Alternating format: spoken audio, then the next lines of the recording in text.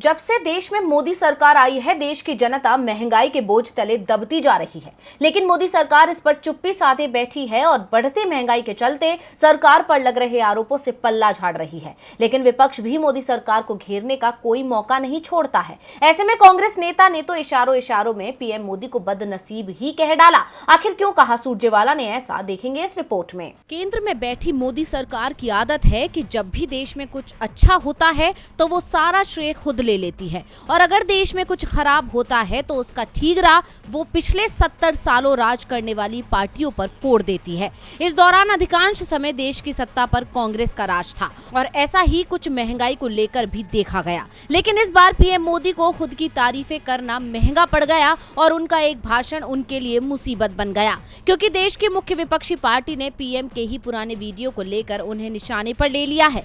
गौरतलब है कि कांग्रेस महंगाई के मुद्दे को जोर शोर से उठा रही है और जमीनी स्तर पर महंगाई के खिलाफ केंद्र से लड़ रही है। अब इसी बीच पीएम के ही एक पुराने बयान को लेकर कांग्रेस नेता रणदीप सिंह सुरजेवाला ने उन्हें घेर लिया है और देश में बढ़ती महंगाई के लिए पीएम को जिम्मेदार बताते हुए उन्हें इशारों में बदनसीब भी कह दिया है। इतना ही नहीं, उन्होंने अपने ट्वीट के साथ पीएम मोदी का लगभग 7 साल पुराना वीडियो भी शेयर किया है, जिसमें प्रधानमंत्री बनने के बाद मोदी एक चुनावी जनसभा को संबोधित कर रहे थे और उस दौरान पेट्रोल डीजल के दामों में कमी हुई थी। रैली को संबोधित करते हुए पीएम मोदी कहते हैं कि मेरे पीएम बनने के बाद पेट्रोल और डीजल के दाम कम हुए हैं। विपक्ष बोल रहा है कि मोदी नसीब वाला है। अगर मोदी के नसीब से ही आपकी जेब में कुछ रुपए बचते हैं तो इससे अच्छा और क्या होगा। अब पीएम के इसी भाषण पर तंज कसते हुए सुरजेवाला ने ट्वीट कर कहा कि 8 साल में डीजल पेट्रोल पर टैक्स लूट से 26 लाख करोड़ रुपए का मुनाफा कमाया। चुनाव में चूना लगाने के लिए 137 दिन चुप, फिर 6 दिन में ही पेट्रोल पर 3 रुपए 75 पैसे प्रति लीटर की लूट।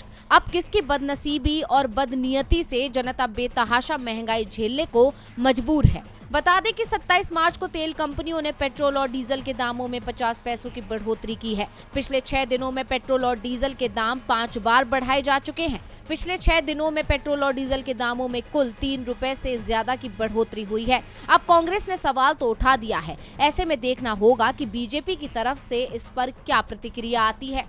डीवी लाइव की रिपोर्ट।